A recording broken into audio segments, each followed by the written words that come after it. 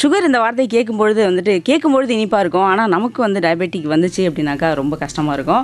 அதே மாதிரி நிறைய பேர் நம்ம சுற்றி உள்ளவங்களை பார்த்துருப்போம். சுகர் வந்துருச்சு, நல்லா நடந்துட்டு இருப்பாங்க, நல்லா போயிட்டு இருப்பாங்க. அதே டக்குன்னு பார்க்கும்போது அவங்களோட கால்கள் எடுக்கணும், இல்லை விரல்கள் எடுக்கணும், இந்த மாதிரி நிறைய பிரச்சனைகள் வந்துட்டு அவங்களுக்கு வந்திருக்கும் அப்படின்னு சொல்லுவாங்க. பார்க்கும்போது எவ்வளோ கஷ்டமாக இருக்கும். அந்த மாதிரி ஏன் சுகர் வந்து இந்த அளவுக்கு பிரச்சனையை தருது, அதாவது முக்கியமாக ஏன் கால்களுக்கு வந்துட்டு இந்த அளவு பிரச்சனை தருது, அந்த மாதிரி கால்களுக்கு வந்துருச்சு பிரச்சனைகள்லாம், புண்கள் இந்த மாதிரி வந்துருச்சுன்னா எப்படிலாம் சரி பண்ணலாம் அப்படிங்கிறத வந்துட்டு சந்தேகங்களையும் கேள்விகளையும் நிறைய எனக்கு கேள்விகள் இருக்குது. அந்த மாதிரி உங்களுக்கு நிறைய கேள்விகள் இருக்கும். அந்த கேள்விகள் எல்லாம் வந்துட்டு இன்றைக்கி கேட்கலாம் அப்படிங்கிறதுக்காக தான் நம்ம ஸ்டுடியோவுக்கு வந்து நம்ம டாக்டரை கூப்பிட்டுருக்கோம்.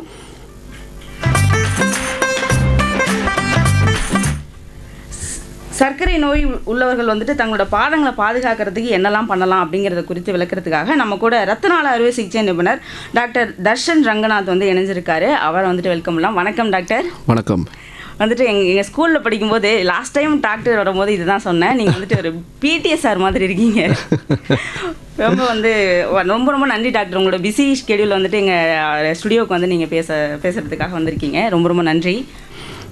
ஸோ வந்துட்டு தொடர்ந்து நேயர்கள் உங்களுக்கும் வந்து சந்தேகங்கள் இருக்கலாம். அந்த டாக்டர்கிட்ட வந்துட்டு நீங்கள் சந்தேகங்களை கேட்கணும் அப்படின்னா 044 அப்படிங்கிற முன்னிணைப்பை பயன்படுத்தி 29860038 மற்றும் 2952055554 அப்படிங்கிற 2 நம்பருக்கு நீங்கள் கால் பண்ணி பேசலாம். ஸோ முதல் கேள்வியை வந்துட்டு நானே கேட்டுறேன் டாக்டர். இப்போ வந்து டயபெட்டிக் வந்துருச்சு அப்படின்னாக்கா எதனால் அது வந்து முதல்ல கால்களை வந்து பாதிக்குது, ப்ளஸ் வந்து விரல்களை எடுக்கணும், கால்களை எடுக்கணுங்கிறது எந்த டைமில் வந்துட்டு ரொம்ப அது அவசியமாகுது டாக்டர்? சரி, இப்போது டயபெட்டிக் ஃபுட்னா 3 விஷயம் சம்மந்தப்பட்டது. ஒன்று இரத்த குழாய், 2வது உணர்ச்சி நரம்பு, 3வது இன்ஃபெக்ஷன். இதில் என்னென்னா பெரும்பாலும் டயபெட்டிக் ஃபுட் உள்ள பேஷண்ட்ஸ்க்கு வந்து காலில் உணர்ச்சி இருக்கிறது தெரியாது. ஸோ அடிப்பட்டாலும் தெரியாது. ஸோ ஆப்வியஸாக நம்ம வந்து அதனால் அதை வந்து கண்டுக்க மாட்டாங்க.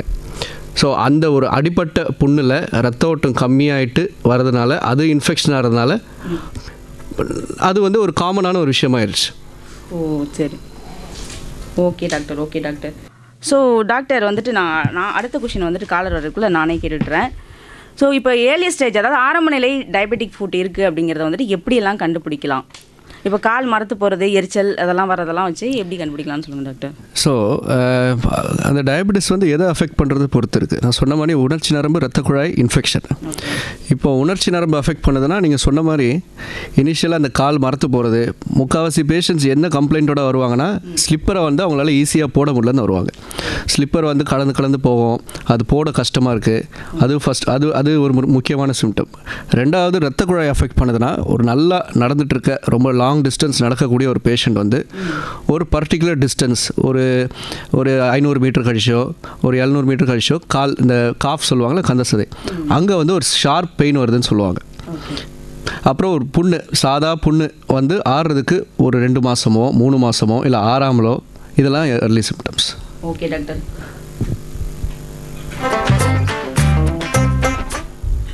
ஓகே டாக்டர், கால் மரத்து போதல் எரிச்சல் பற்றி பேசியிருந்தோம் டாக்டர். இது வந்து ஸ்டார்டிங்லேயே அந்த மாதிரி இருக்குமா இல்லை போக போக வருமா டாக்டர்?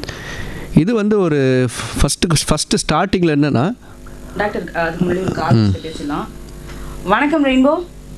வணக்கம், ராஜலட்சுமி வெஸ்ட் மாம்பலத்துலேருந்து பேசுகிறேன். ஓகேம்மா, உங்கள் சந்தேகங்களை டாக்டர்கிட்ட கேளுங்கம்மா. வணக்கம் மேடம், சொல்லுங்கள்.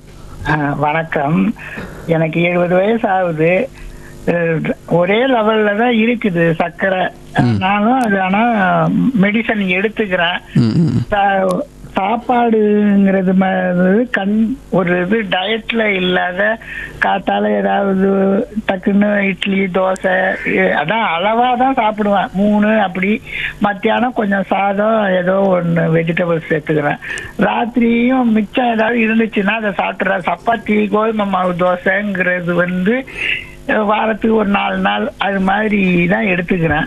ஆனா சுகர் டெஸ்ட் 3 மாசத்துக்கு ஒரு நட செஞ்சுக்கிட்டா போதும்னுட்டு சொன்ன அந்த டாக்டர் சொல்படி எடுத்துக்கிறேன். ஆனா சுகர் கரெக்டா இருக்குது.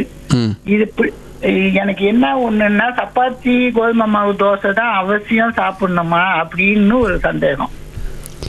இல்லை, இப்போது அதாவது உங்களுக்கு ஒரு ஃபிக்ஸட் டயட்டில் வந்து உங்களுடைய சுகர் வந்து கண்ட்ரோல்டாக இருக்குது அப்படின்னா நீங்கள் வந்து அதே டயட் ஃபாலோ பண்ணிக்கலாம், சரிங்களா? இல்லை கொஞ்சம் இப்போ நீங்கள் வந்து இந்த கோதுமை சப்பாத்தி இது சாப்பிட்றது வந்து உங்களுக்கு ஒரு மாதிரி இருக்குன்னா கொஞ்சம் ஆட் பண்ணி பாருங்கள், எக்ஸ்ட்ரா ஆட் பண்ணி பாருங்கள். அதில் உங்களுக்கு எதுவும் ஏறலை, சுகர் வந்து கண்ட்ரோல்டாக இருக்குதுன்னா நீங்கள் அப்படியே கண்டினியூ பண்ணிக்கலாம். இது மோர் ஆஃப் ஒரு ட்ரையல் அண்ட் எரர் தான். நம்ம ஆட் பண்ணி பார்த்துட்டு ஏறிச்சுன்னா நம்ம வந்து அதை வந்து அவாய்ட் பண்ணிக்கணும், ஏறலைன்னா அப்படியே கண்டினியூ பண்ணுறதாம்மா. ஓகே டாக்டர், அழகாக சொன்னீங்க. அடுத்த நேரம் பார்க்கலாம். வணக்கம் ரெயின்போ. சார் உங்கள் ரேடியோ வால்யூம் மட்டும் கம்மி பண்ணுங்க சார். வணக்கம் மேடம். வணக்கம் சார். டாக்டர் கிட்ட உங்க கேள்வி கேளுங்க. உங்க யார் இங்க வேதாரண்ய மட்டம் கருப்பம்புலம் தெற்கிலிருந்து சா சிவகுமார் பேசுறேன். சிவகுமார் சார், கேளுங்க சார் டாக்டர் கிட்ட உங்க கேள்வி. வணக்கம் சார், சொல்லுங்க. வணக்கம் டாக்டர். இந்த சுகருக்கு வந்து பாத்தீங்கன்னா அந்த கால் வந்து பாதங்கள்லாம் வெடிப்பு இருக்குங்கய்யா. ஆமா. அடுத்தது பாத்தீங்கன்னா இந்த காலை வந்து குரக்கலி இருக்குது அப்படின்னு நரம்பெல்லாம் அப்படியே இழுக்குது. அதுக்கு வந்து என்ன சிகிச்சை பண்ணலாம்? வந்து அது சுகர் வந்து கண்ட்ரோல்ல தான் இருக்கு, இருந்தாலும் கூட சுகர் வந்து ஏறக்குறைய ஏறுகின்ற போது அப்படி ஒரு சூழல் ஏற்படுதுங்கய்யா. இப்போது முதல்ல வந்து சுகர் கண்ட்ரோல் வேணும் சார் ஃபஸ்ட்டு. ரெண்டாவது காலை வந்து நல்லா பாதுகாத்துக்கணும். இப்போ அந்த வெடிப்புலாம் சொன்னீங்க தெரியுமா, அந்த ஒவ்வொரு வெடிப்புமே தான் உள்ளே வந்து காலுக்குள்ளே இன்ஃபெக்ஷன் வர்றதுக்கான ரூட் அது. ஸோ டெய்லி உங்கள் காலில் ஒரு தேங்காய் எண்ணெயோ இல்லை ஏதாவது ஒரு மாய்ஸ்சரைசரோ அப்ளை பண்ணிக்கணும். இன்னொன்று, உங்களுடைய காலை வந்து நான் இப்போ ஃபஸ்ட்டு சொன்ன மாதிரி காலில் வந்து ஏதாவது இன்ஃபெக்ஷனாக இருக்கான்னு கண்ணில் பார்க்கணும் டெய்லி. அதாவது உங்கள் பாதத்தை வந்து ஒரு கண்ணாடி முன்னாடியே வச்சு டெய்லி பார்க்கணும் இன்ஃபெக்ஷன் இருக்கா இல்லையான்னு. ஏன்னா உங்களுக்கு வந்து கால் மரத்து போகிறதுனால இன்ஃபெக்ஷன் வர்றது கூட தெரியாது. சரிங்களா? மூணாவது, இந்த டேப்லெட், இந்த விட்டமின் B12 டேப்லெட்லாம் இருக்கும், அது எடுத்துகிட்டு இருக்கீங்களா? அதுவும் இல்லை, நேர் வந்து போயிட்டாரு. ஸோ அந்த விட்டமின் B12 டேப்லெட் வந்து ரெகுலராக எடுத்துக்கணும். ஓகே டாக்டர், ரொம்ப அவங்களுக்கு புரிஞ்சிருக்கும் அப்படின்னு நினைக்கிறேன். அடுத்த நேர் யாருன்னு பார்க்கலாம். வணக்கம் ரெயின்போ. வணக்கம் ரெயின்போ. வணக்கம் சகோதரி. வணக்கம் சார். டாக்டர் கிட்ட உங்க சந்தேகங்களை கேளுங்க. யார் இங்க பேசுறீங்க? ஐயா வணக்கம் ஐயா. வேலூர்ல இருந்து சாமிநாதன் பேசுறேன். வணக்கம் சார், சொல்லுங்க. எந்த அளவு சுகர் வந்து லெவல் வந்து உணவுக்கு முன்பாகவும் உணவுக்கு பின்பாகவும் இது வந்து சர்க்கரை வியாதிக்கான அந்த நீரிழிவுக்கான அளவு அப்படின்ட்டு அளவு போலும் குறித்து சொல்லுங்க. இன்னொன்று ஐயா, பிறந்த குழந்தைக்கும் இருக்குது, இது பரவலாக அதிகமாயிட்டு இருக்கு. ஒரு நேரத்தில் இது பணக்கார நோய் அப்படின்ற மாதிரிலாம் சொல்லிட்டு இருந்தோம். இப்போ நான் சிறுவனா இருந்த காலத்துல இப்போ வந்து பிறக்கிற குழந்தைக்கு இருக்குது, பெரும்பான்மையான மக்களுக்கும் இருக்கு. உலக அளவில் இந்தியா வந்து முதன்மை இடமா இருக்கிறதா கேள்விப்படுறப்போ மனசு வருத்தமா இருக்கு. இதை வந்து கட்டுப்படுத்தவோ இல்லை முழுமையா குணமாக்கவோ நிவர்த்தி ஆகக்கூடிய அளவுல இப்போ இருக்கக்கூடிய தொழில்நுட்பம் எந்த அளவுக்கு இருக்கு, அட்வான்ஸ் டெக்னாலஜில எந்த மாதிரியான மெடிசன் எல்லாம் வந்திருக்கு, அதையும் கொஞ்சம் விரிவா சொல்லணும். ஏன்னாக்க இது வந்து நம்ம உயிர்கொல்லி நோய்ன்றாங்க, அதாவது சைலண்ட் கில்லர் அப்படின்னு சொல்லிட்டு உங்களை மாதிரி மருத்துவர்லாம் சொல்லி பயமுறுத்தாங்க. கொஞ்சம் நம்ம நேயர்களுக்கு விரிவாக சொல்லுங்க. வானொலியில் கேட்டுக்கிறேன். வாய்ப்புக்கு நன்றி. வணக்கம் ஐயா. நன்றி சார். நன்றி. ஸோ சுகர் வந்து அவர் சொன்ன மாதிரி ஒரு மோசமான நோய் தான். தலைமுடியிலேருந்து விரல் நுனி வரைக்கும் சுகர் வந்து எங்கே வேணால் அஃபெக்ட் பண்ணோம். இப்போ ஏன் சுகர் ஒரு காமனாக வந்துருச்சுன்னா, நம்ம சொசைட்டிலையுமே முன்னாடி இருந்திருக்க ஃபுட்டுக்கும் இப்போதுக்கும் நிறையா சேஞ்சஸ் வந்துருந்துச்சு. முன்னாடி நமக்கு இந்த பீட்சா, பர்கர் அதெல்லாம் ஈஸியாக அவைலபிள் இருக்காது. இப்போ எல்லாமே ஈஸியாக அவைலபிள் இருக்கிறதால உங்களுக்கு ஃப்ரீயாக சுகரும் கூட வந்துடும். அடுத்த நேயர் யாருன்னு பார்க்கலாம். வணக்கம் ரெயின்போ. வணக்கம். வணக்கம். யார் இங்கேருந்து பேசுறீங்க? நான் ராமநாதபுரம் சாத்தன்குடியில இருந்து முருகன் சார், நீங்க வந்துட்டு சார் டாக்டர் கிட்ட உங்களோட கேள்விகளை கேளுங்க சார். டாக்டர் வணக்கம். வணக்கம் சார், சொல்லுங்க. நல்லா எல்லாருக்கும் வந்து அருமையா விளக்கம் கொடுத்துக்கிறதுக்கு உங்களுக்கு வாழ்த்துக்கள் சொல்லிக்கிறேன். ஃபர்ஸ்ட் நன்றி சார். எப்படி பாத்தீங்கன்னா எனக்கு எடுத்ததா அந்த டைபெட்டிக்கான அந்த காலில் உள்ள தொலி பாதங்கள் இல்லைன்னா அப்படியே நடந்து போகுது. அப்படி இப்போ எங்களுக்கு எல்லா காலில் 2 காலையும் இப்படி தொலி வந்து ஒரு தொலி உறிஞ்சிருக்கு சார் எங்களுக்கு காலில். ஆமா.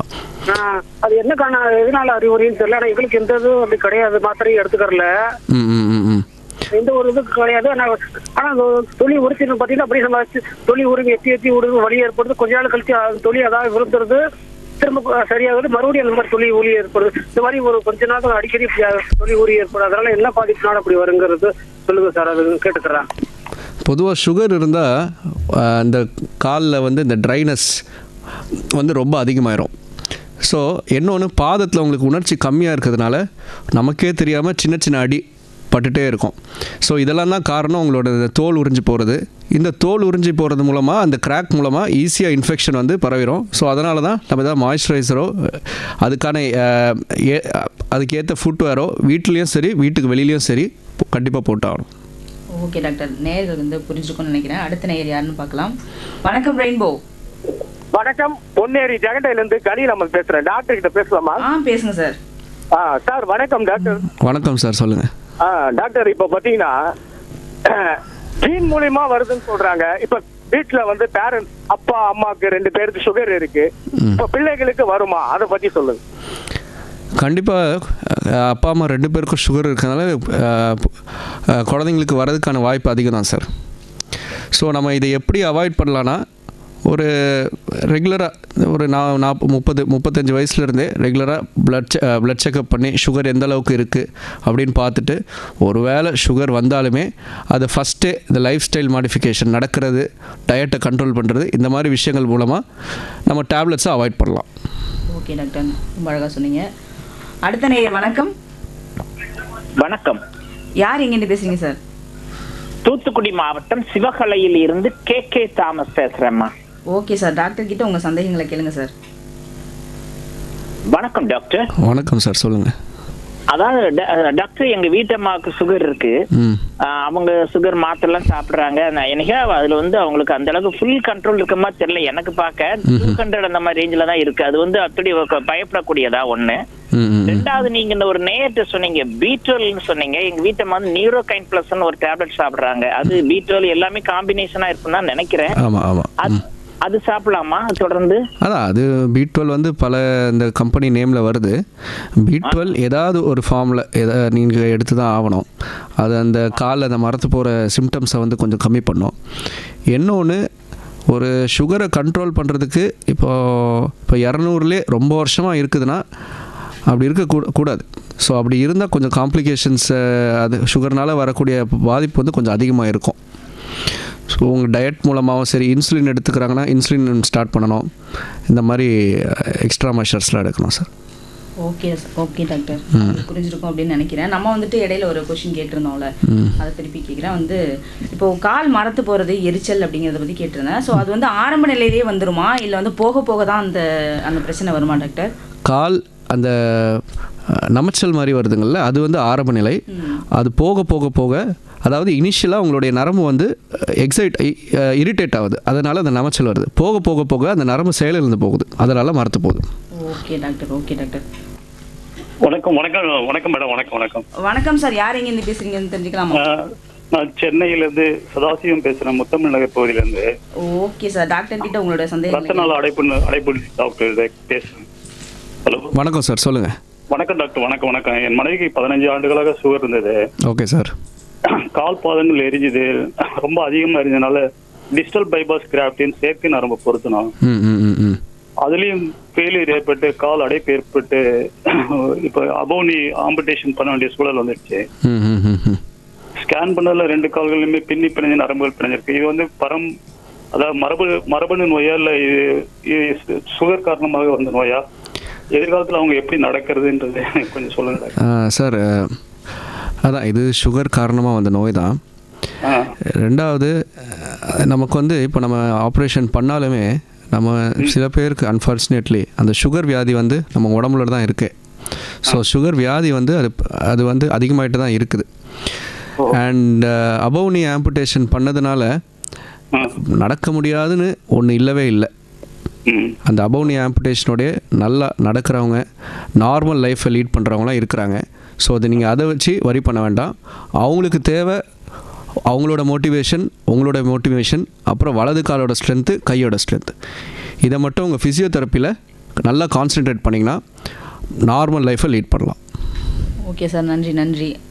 நேருக்கு புரிஞ்சிருக்கும் அப்படின்னு நினைக்கிறேன். அடுத்த நேயர் பார்க்கலாம். வணக்கம் ரெயின்போ.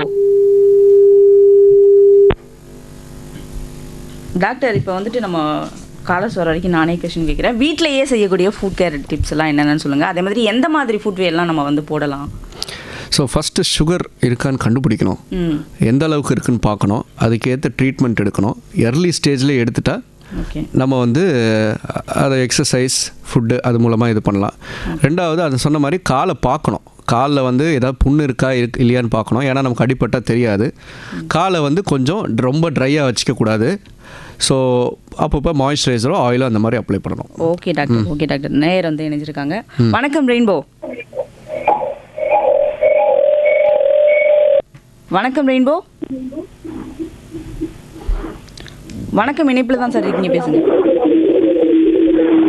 அவங்களோட இணைப்பில் ஏதோ பிரச்சனை நினைக்கிறேன். வணக்கம் ரெயின்போ.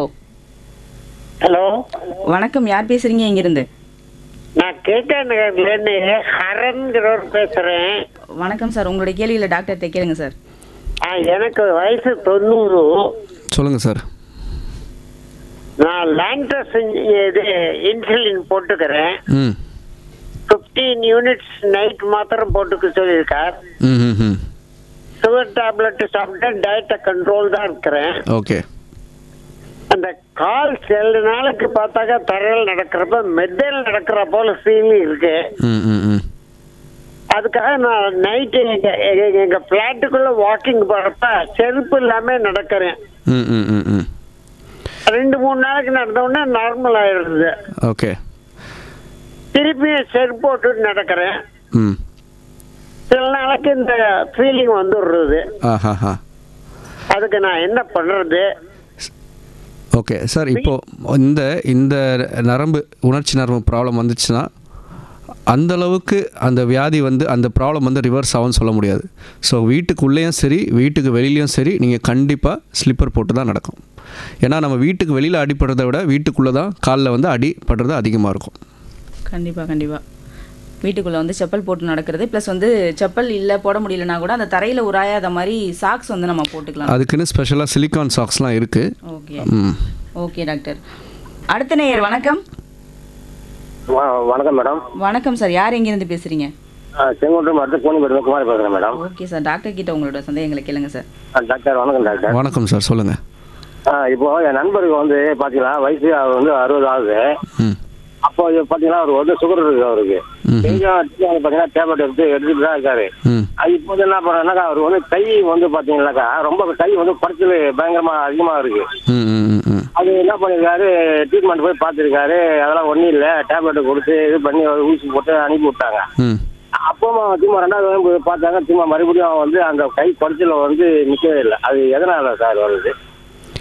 பார்த்தீங்கன்னா ஆமாம் கை தான் சார். அதாவது வந்து இந்த அக்கிள் பார்த்தீங்கன்னா அந்த அக்கிள் வந்து இந்த ஃபுல்லாக அந்த கையெல்லாம் ஃபுல்லாக பார்த்தீங்கன்னா கை குறைச்சல் பயங்கரமாக இருக்குதுன்றா. Okay okay. இப்போது இந்த சுகர்னால் இன்னொரு வியாதி என்னென்னா, அந்த தோள்பட்டையில் வந்து இந்த தோள்பட்டையை சுற்றி கேப்சியூல்னு ஒன்று இருக்கும், ஒரு ஜவ்வு மாதிரி. அது வந்து வீக் அடைகிறதுக்கு வாய்ப்புகள் அதிகம். ஸோ நம்ம ரெகுலராக எப்படி நம்ம சுகருக்காக காலில் எக்ஸசைஸ் பண்ணுறோமோ அப்பப்போ இந்த உடம்புலையும் ஷோல்டர்ஸ்லையுமே ஸ்ட்ரெச்சஸ்லாம் பண்ணிகிட்டே இருக்கணும். அதில் இந்த மாதிரி சுகர்னால் வர பாதிப்புகளை கம்மி பண்ணிக்கலாம். ஓகே டாக்டர், நேயருக்கு புரிஞ்சிருக்கும் அப்படின்னு நினைக்கிறேன். அடுத்த நேயர் பார்க்கலாம். வணக்கம் ரெயின்போ. ஐயா வணக்கம், நான் வேலூர் மாவட்டம் கட்படையில் இருந்து சந்திரசேகர் பேசுறேன். வணக்கம் சார், டாக்டர் கிட்ட உங்களோட சந்தேகங்களை கேளுங்க சார். வணக்கம் டாக்டர். எனக்கு என்ன கேள்வி அப்படின்னா, இந்த பிரச்சனை அப்படிங்கிறது இந்த கால் வீக்கம் என்னுடைய ரிலேட்டிவ் ஒருத்தருக்கு இருக்கு. இது வந்து எதனுடைய அறிகுறியாக இருக்கும்? கால் வீக்கத்துக்கு இருக்கிறவங்களுக்கு பொதுவாக இந்த கிட்னி ப்ராப்ளம்ஸ் இருக்கும் அப்படிங்கிறாங்க. இது எந்த அளவுக்கு உண்மை அப்படின்னு எனக்கு தெரிஞ்சுக்கணும் டாக்டர். அதாம்மா, இப்போ அதான் சார். இப்போ கால் வீக்கத்துக்கு வந்து பல காரணங்கள். அதில் வந்து கிட்னி ஒன்று, ஹார்ட் ஒன்று, இன்னொன்று காலில் வர வேரிகோஸ் வெயின் வியாதி ஒன்று. இது 3த்துக்கையும் அதை நோக்கி நம்மளுடைய பிளட் டெஸ்ட்டும் இந்த ஸ்கேனோ அதை பற்றி அதுக்கு ஏற்ற மாதிரி பண்ணால் பெட்டர். பட் அதை கொஞ்சம் சீக்கிரமாக பண்ணுறது நல்லது. ஓகே டாக்டர், உங்களுக்கு புரிஞ்சிருக்கும் அப்படின்னு நினைக்கிறேன். So diet food life style பொறுத்த வரைக்கும் அந்த டயபெட்டிக் ஃபுட் வந்து சரி பண்ண முடியுமா டாக்டர்? அந்த ஃபுட்டை வச்சு நம்ம லைஃப் ஸ்டைல் வச்சு எர்லி ஸ்டேஜ் ஆஃப் டயபெட்டிஸ் சர்க்கரை வியாதிக்கு வந்து ஒன்று டயட் இம்பார்ட்டண்ட். ஆயில் ஐட்டம் கம்மியாக சாப்பிடணும், சுகர் கம்மி பண்ணிக்கணும் முடிஞ்ச அளவுக்கு. அண்ட் 2வது எக்ஸசைஸ் பொதுவாக ரொம்ப ரொம்ப இம்பார்ட்டண்ட். ஏன்னா ஒரு இரத்த குழாய் அடைப்பு உள்ள ஒரு காலுக்கு எக்ஸசைஸ் மூலமாக, எக்ஸசைஸ்னால் பேசிக்காக நடக்கிறது, ஒரு நாளைக்கு 20 நிமிஷம் 30 நிமிஷம் நடந்தால் போதும், அந்த பிளாக்கான இரத்த குழாயை சுற்றி சின்ன சின்ன இரத்த குழாய் வந்து ஃபார்ம் ஆகும். ஸோ நடக்கிறது வந்து அவ்வளோ இம்பார்ட்டண்ட். கண்டிப்பாக டாக்டர், நீங்கள் சொன்னது வந்து ரொம்ப யூஸ்ஃபுல்லாக இருந்தது. அடுத்த நேயர் யாருன்னு பார்க்கலாம். வணக்கம் ரெயின்போ. வணக்கம். வணக்கம், யார் பேசுறீங்க இங்கிருந்து? ஜோஷ்னா அண்ணா நகர்ல இருந்து.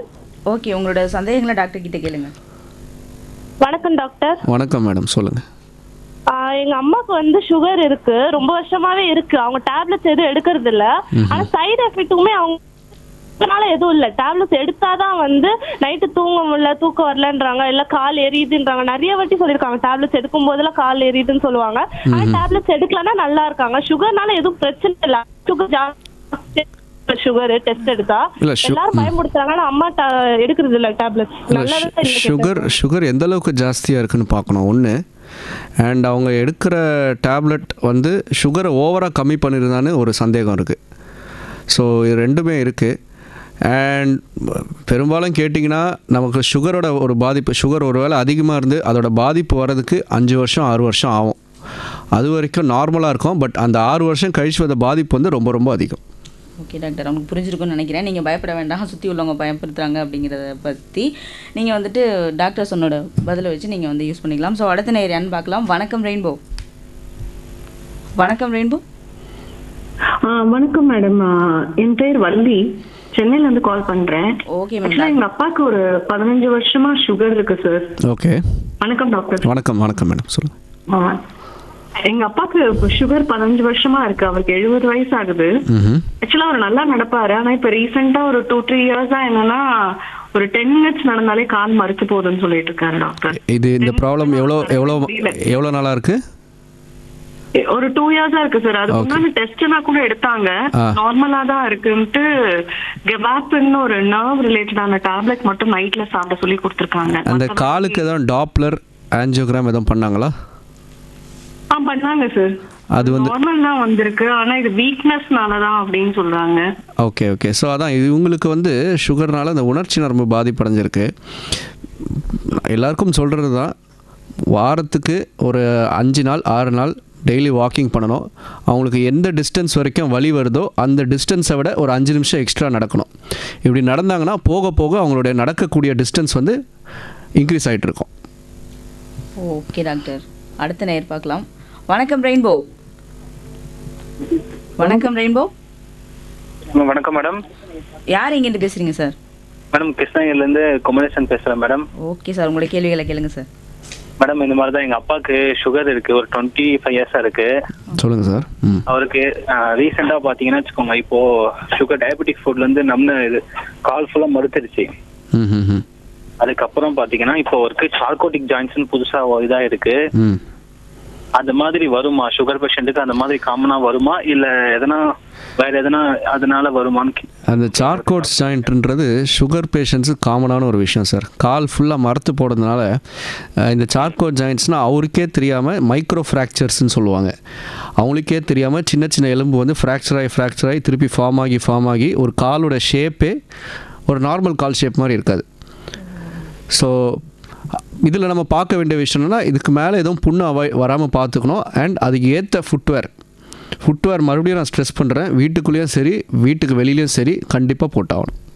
நிறைய பேர் அந்த ஃபுட்வேருங்கிற விஷயத்தில் தான் வந்து கொட்டை விட்டுறாங்கன்னு நான் நினைக்கிறேன் டாக்டர். அடுத்த நேயர் வணக்கம். வணக்கம் ரெயின்போ. வணக்கம் மேம். வணக்கம் டாக்டர். வணக்கம் மேம். யார் பேசுறீங்கன்னு கொஞ்சம் சொல்லுங்க சார். மேடவாக்கத்துல சித்ரா. உங்களோட ரேடியோ வால்யூம் கொஞ்சம் கம்மி பண்ண முடியுமா? ஆஃப் பண்ணிட்டோம் சார் மேம். ஓகே, நீங்க டாக்டர் கிட்ட கேளுங்க சார். சொல்லுங்க மேடம். எனக்கு வந்து நான் இப்போ போன வாரத்துக்கு செக் பண்ணதுல 160 சக்கரை சார். 160 சாப்பிட்றதுக்கு முன்னாடி. ஓகே. 160 சார் சாப்பிட்ட அப்புறம் நான் வந்து என்ன சார் சாப்பிடலாம் இந்த ஹலோ சொல்லுங்க சார். ஹலோ, உங்களோட லைன்ல இணைப்புல பிரச்சனை இருந்துச்சு, சொல்லுங்க. திருப்பி கேளுங்க மேம் உங்களோட கேள்வியை. நான் வந்து சக்கரை போன வாரம் டெஸ்ட் பண்ணேன் சார். 160 சாப்பிட்றதுக்கு முன்னாடி சார். ஓகே. சாப்பிட்ட அப்புறம் 260 சார். கொஞ்சம் ரொம்பவே அதிகமாக தான் இருக்குது. ஆமாம். எவ்வளோ சார் இருக்கணும்? அதான் சாப்பிட்றதுக்கு முன்னாடி 110 அட்லீஸ்ட், சாப்பிட்டதுக்கு அப்புறம் 126 ஆர் 130 வச்சுப்போம். 2 மணி நேரம் கழிச்சு 2 மணி நேரம் கழிச்சு 140 சார். அதான் 130 சாப்பிட்டதுக்கப்புறம் 2 மணி நேரம் கழிச்சு நான் சொல்கிறது. 130 சாப்பிட்றதுக்கு முன்னாடி 90லேருந்து 110க்குள்ளே இருக்கணும். அவங்களோட இணைப்பில் பிரச்சனை வந்துச்சு, அவங்க போயிட்டாங்க. ஸோ இந்த சாப்பாடுன்னு வரும்போது அவங்க ஒரு கேள்வி ஒன்று கேட்டாங்க சார், நான்வெஜ் சாப்பிடலாமா, எந்த மாதிரி டைமில் சாப்பிடக்கூடாது அப்படின்னு சொல்லி கேட்டாங்க சார். முக்கியமான கொஸ்டின் அப்படின்னு நினைக்கிறேன் சார். நான்வெஜ்ஜுக்கும் டைரெக்டாக, அதாவது நம்ம அவிச்சு சாப்பிட்ற நான்வெஜ்னால எந்த ப்ராப்ளமும் இல்லை. அதில் எண்ணெய் ஊற்றி மசாலாவை போட்டு நம்ம அப்படி சாப்பிட்றதுனால தான் பெரிய ப்ராப்ளமே வருது. அதனால தான் அந்த இரத்த குழாய்க்குள்ளே பெரும்பாலும் அந்த ஃபேட் அடைச்சி அது வந்து பெருசாக ஃபார்ம் ஆகி அது வந்து மொத்த இரத்த குழாயுமே பிளாக் பண்ணுது. ஓகே சார், இதில் சாப்பாடுன்னு வரும்போது எனக்கு பர்சனலாக ஒரு கேள்வி ஒன்று இருக்குது சார். ரீசெண்டாக வந்து எங்கள் வில்லேஜில் வந்துட்டு ஒருத்தர் வந்து சுகர் இருக்கிற ஒருத்தர், நல்லா வயல் வேலையெல்லாம் செய்யக்கூடிய ஒருத்தர் வந்து அவங்க மட்டன் சாப்பிட்ருக்காரு, அதுக்கப்புறம் போயிட்டு வேலை பார்த்துருக்காரு, அப்படியே ஸ்பாட்டில் ஹார்ட் அட்டாக் வந்து இறந்துட்டார் சார். ஸோ அப்போ வந்து இது சுகர் இருக்கிறதுனால மட்டன் சாப்பிட்டதுனால தான் பிரச்சனை அப்படின்னு சொல்லிட்டு சுற்றி உள்ளவங்க கிட்ட ஒரு பயம் ஒன்று கிரியேட் ஆகுது. ஸோ இப்போ என்ன பண்ணுறாங்க அப்படின்னா, சுகர் வந்துட்டாலே நான் வந்து இன்னும் மட்டன் சாப்பிடக்கூடாது, இல்லை ஒரு வேளை கூட நான் சாப்பிடக்கூடாது அப்படிங்கிற மாதிரி ரொம்ப பயப்படுறாங்க. அந்த கொஸ்டின் தான் இவங்களும் கேட்டிருப்பாங்க அப்படின்னு நினைக்கிறேன். அது வந்து எந்த அளவுக்கு சார் உண்மை? அதை வந்து கம்ப்ளீட்டாக நீங்கள் மட்டனுங்கிறத அவாய்ட் பண்ணுற அளவுக்கு இல்லை, இவங்க ப்ராப்ளம் வந்து மட்டன் சாப்பிட்டதுனால நினைக்கல, சுகர்னால. ஸோ சுகர் நான் சொன்ன மாதிரி ரத்த குழாயை அஃபெக்ட் பண்ணோம். ரத்த குழாய் எங்கெல்லாம் இருக்குது உடம்புல பார்த்தா உடம்பு ஃபுல்லாக இருக்குது. மூளைக்கு போகிறதுக்கும் ரத்த குழாய் இருக்குது, ஹார்ட்டுக்கு போகிறதுக்கும் ரத்த குழாய் இருக்குது. ஸோ ஏதாவது அவங்க இப்போ வயல் வேலை செஞ்சுட்டு இருந்தாங்கன்னு சொன்னீங்கல்ல, ஏதாவது ஒரு எக்ஸர்ஷனல் ஒர்க் ரொம்ப செஞ்சதுக்கப்புறம் இந்த கழுத்துக்கு இந்த மூளைக்கு போகிற ரத்த குழாய் வந்து சுருங்கி திடீர்னு ஸ்ட்ரோக் மாதிரி வந்துருக்கலாம். இல்லைனா ஃபுல்லாக கொலாப்ஸ் ஆகிருக்கலாம். இது 2ல் தான் நடந்திருக்க வாய்ப்பு இருக்குது. ஓகே, ஸோ இதுக்கும் நான்வெஜ்ஜுக்கும் சம்மந்தம் இல்லை. இன்ஃபேக்ட் ரொம்ப இப்போ நம்ம ஹாஸ்பிட்டல்லே ரொம்ப மால்நியூட்ரிஷியஸாக உள்ள பேஷண்ட்டுக்கு நம்ம எக்கு தான் ப்ரிஃபர் பண்ணுறோம். ஆமாம். ஓகே டாக்டர், ரொம்ப அழகாக சொன்னீங்க. அடுத்த நேரம் என்னன்னு பார்க்கலாம். வணக்கம் ரெயின்போ. வணக்கம் மேடம். வணக்கம் சார். வணக்கம் சார், சொல்லுங்கள் சார். சாப்பிடும்போது திடீர்னு சாப்பாட்டை கொஞ்சம் நடுவா இறங்கும் போது முழுக்க முடியல டாக்டர். அந்த நேரத்தில் முக்கிற மாதிரி இருக்குது, சாப்பாடே இறங்க மாட்டேங்குது. அந்த நேரத்தில் ஒரு கிளாஸ் தண்ணி குடிச்ச பிறகுதான் உங்களுக்கு ஆகாரம் போகுது. என்ன வயசு சார் உங்களுக்கு? வயசு 68 ஆகுது. நீங்கள் இது சம்மந்தப்பட்டு முக்கால்வாசி ப்ராப்ளம் இந்த வயிற்று புண்ணு ப்ராப்ளமாக தான் இருக்கும். பட் இருந்தாலும் உங்களோட வயசு அதிகமாக இருக்க காரணத்தினா நீங்கள் பக்கத்தில் வந்து ஒரு ப்ராப்பர் இந்த குடல் சம்மந்தப்பட்ட டாக்டர் ஒருத்தர் பார்க்குறது நல்லதுன்னு நினைக்கிறேன் இந்த வயசுக்காக. கண்டிப்பாக. நன்றி சார், நன்றி. அடுத்த நேயர் வணக்கம். வணக்கம், யார் சார் பேசுறீங்க, எங்கேருந்து பேசுறீங்க? நான் பொன்ராஜ் பேசுகிறேன் மேடம். வணக்கம் டாக்டர். வணக்கம் சார். அதாவது எனக்கு சுகர் கிட்டத்தட்ட ஒரு 10 ஆண்டுகளா இருக்கு. அந்த வெறுக்கோஸ் இருக்கு காலில். அதனால என்னன்னா கால் வந்து வெறுக்கோஸ்னால மரத்து போயிருக்கா சுகர்னால இருக்கான்னு தெரியல.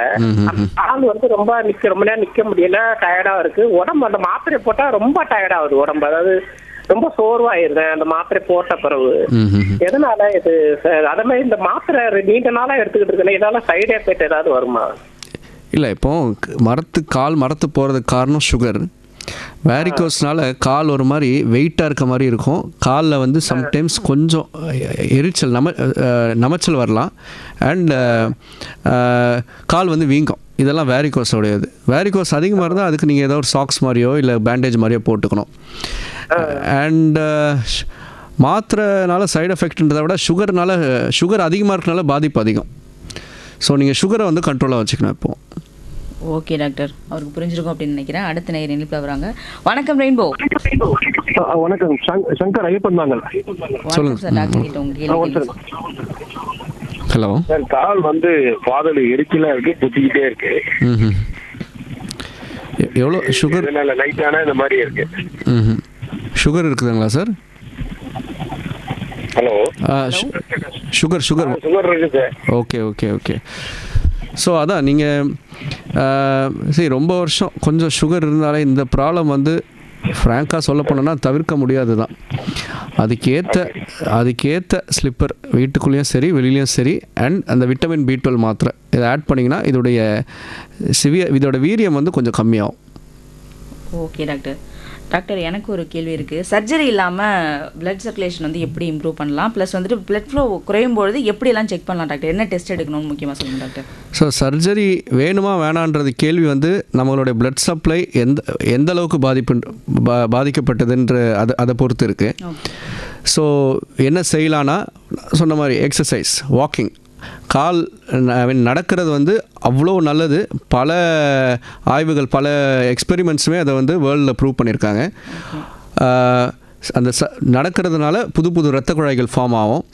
ரெண்டாவது வந்து சில டேப்லெட்ஸ் இருக்குது, அதுக்குன்னு சில டேப்லெட்ஸ். இப்போ சுகருக்கு எப்படி நீங்கள் வந்து ப்ரிவென்டிவாக டேப்லெட்ஸ் எடுக்கிறீங்களோ அதே மாதிரி இந்த ஆஸ்பிரின் மாத்திரை இதெல்லாம் பார்த்தீங்கன்னா இந்த இரத்த குழாய் பிளாக் ஆகாமல் இருக்கிறதுக்கான சில மாத்திரைகள். Okay doctor. நடக்கிறதுங்கிறத பொறுத்த வரைக்கும் வயசு எந்த வயசும் வித்தியாசம் இல்லை டாக்டர்? எந்த வயசும் வித்தியாசம் இல்லை. ஒரு நாளைக்கு 30 நிமிஷம், வாரத்துக்கு 5 நாள். Super doctor. இப்போ வந்து படியேறினா கால் வலிக்குது அப்படின்னு சொல்லிட்டு சில பேர் வந்து படியேறதை குறைச்சிடுறாங்க. நீங்கள் வந்து முன்னாடி ஒரு காலத்தில் சொன்னீங்க, எவ்வளோ தூரம் நடந்தால் கால் வலிக்குதோ, நடந்தாலே கால் வலிக்குதுன்னு ஒரு நேரம் சொல்லியிருந்தாங்க. எவ்வளோ தூரம் நடந்தால் கால் வலிக்குதோ அதை தாண்டி இன்னும் கொஞ்சம் தூரம் நடங்க அப்படின்னு சொல்லியிருந்தீங்க. அந்த அளவுக்கு நடக்கிறது வந்து முக்கியமான ஒரு விஷயமா இருக்குங்கிறது இந்த இடத்துல நீங்கள் சொன்னீங்க. ரொம்ப ரொம்ப நன்றி டாக்டர். அடுத்த நேரம் யாருன்னு பார்க்கலாம். வணக்கம் ரெயின்போ. ஹலோ வணக்கம், யார் எங்கிட்ட பேசுகிறீங்க?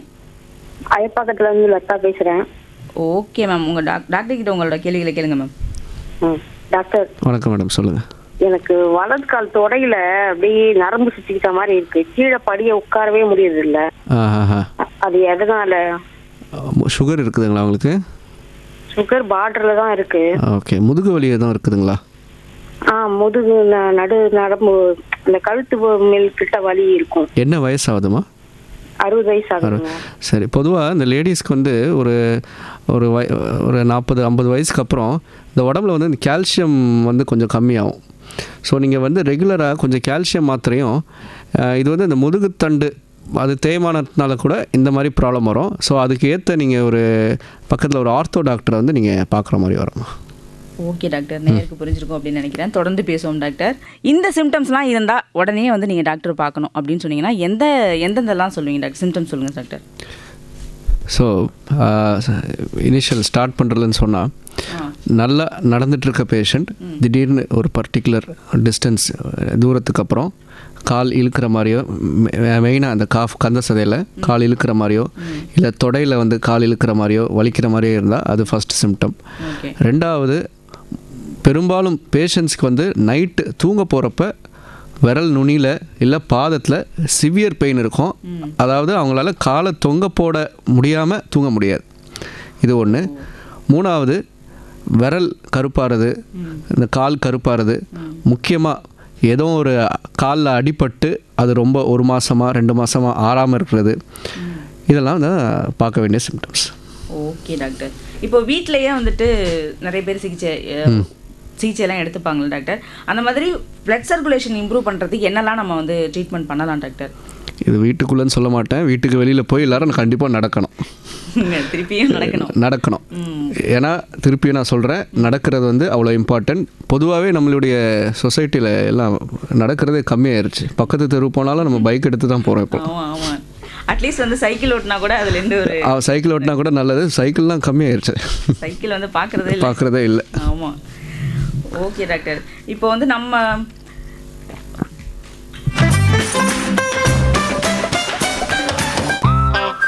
ஓகே டாக்டர், நிறைவாக வந்து நீங்கள் நீரிழிவு நோய் உள்ளவங்க வந்துட்டு இதெல்லாம் பண்ணணும் பண்ணக்கூடாது அப்படின்னு ரொம்ப ஸ்ட்ரிக்டாக நீங்கள் வந்துட்டு இந்த நிகழ்ச்சி மூலமாக சொல்லுங்கள் டாக்டர்.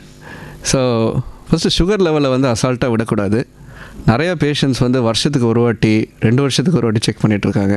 அதை அவாய்ட் பண்ணணும். 3 மாதத்துக்கு ஒரு வாட்டி கண்டிப்பாக ஒரு டாக்டரை பார்த்தாகணும். சுகரை வந்து ரொம்ப வச்சுக்கக்கூடாது, கம்மி பண்ணி வச்சுக்கோங்க.